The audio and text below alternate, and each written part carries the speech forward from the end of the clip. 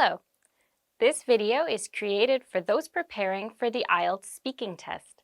There are two videos available, a self-test video where you can attempt the test on your own, and a video with answers provided. First, take the practice test, and then watch the answer video to compare your responses and study effectively. We wish you the best of luck with your IELTS exam preparation. Do you make a list when you shop? Yes, I like to make a list when I shop because otherwise I would forget most of the groceries I need to buy. I think I would also just buy groceries that look good at that second, but by the time I get home, I would not be able to make a full meal with everything I have. I also think that it is extra important for me to make a list when I'm shopping because I like to experiment with cooking lots of foods from different cuisines. So, for example, if I want to make a specific dish from a specific cuisine, I should get meats, vegetables, and spices which complement that cuisine.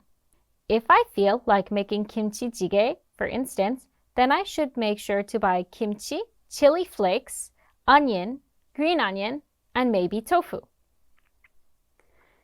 If I see some interesting spices or good deals on some snacks, then I probably will forget about everything I need to make the dish I had planned, and I probably won't buy any of those things. Do you make a list for your work? Does it work? Yes, I do make a list for my work, so I like to use a list to prioritize my tasks for a day.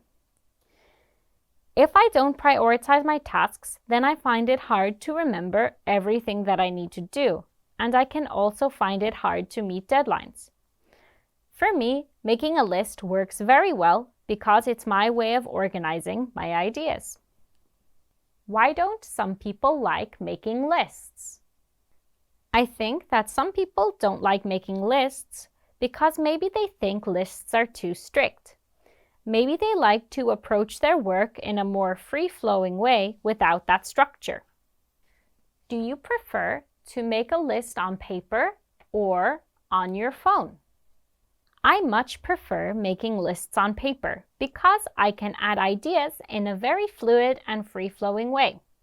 If I have some idea about a task, but I'm not currently doing that task, I will pencil it in on my list. But if it's on my phone, it can start to look a bit messy and it can be a bit difficult to do that, so I don't like doing that. I find it easier to remember things that I physically write as opposed to things that I type in my phone.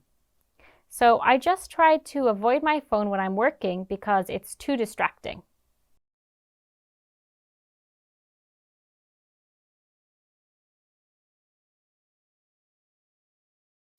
A city that I would like to visit again is Leipzig, Germany.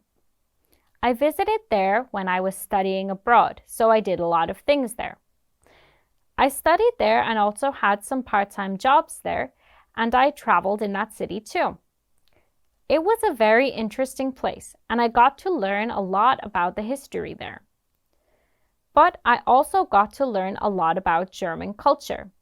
I would like to visit there again because this city has a very special place in my heart, and I still have some friends there. What's the difference between the city and the countryside? So the main difference between the city and the countryside has to be the population density. The countryside is not densely populated. The countryside also is typically more green and has more nature, while the city has a higher concentration of buildings. The buildings in the city tend to be high-rise, and in the countryside, buildings tend to be low-rise and further apart. Some people say large cities are unsuitable for old people. What do you think? I'm not 100% sure that large cities are unsuitable for old people. In fact, I think large cities could be quite convenient for old people. In large cities, things are clustered quite close together. So, This would allow older people to access many things without having to travel too far. Also, large cities tend to have good infrastructure for the elderly. For example, in Seoul, elderly people can use the subway for free at any time. This is great because it means that they don't have to, maintain a car or drive, which may become difficult as somebody gets older.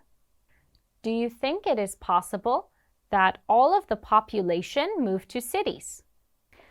I don't think it is possible for the entire population to move to cities. This is frankly impractical because a country needs agriculture to survive.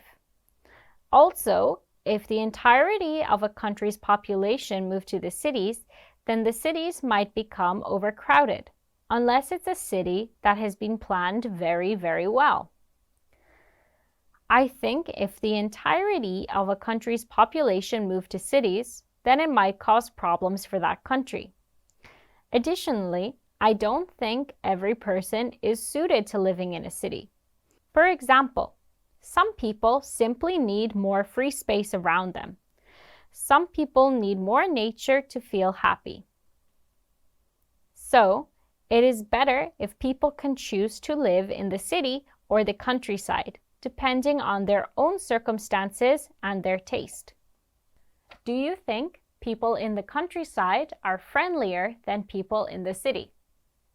I think it really depends on the individual, rather than whether that person is in the country or in the city. Some people are just naturally friendly, while others prefer to be left alone. Maybe sometimes, in the city, people seem more grumpy because they are rushing around due to the faster pace of life.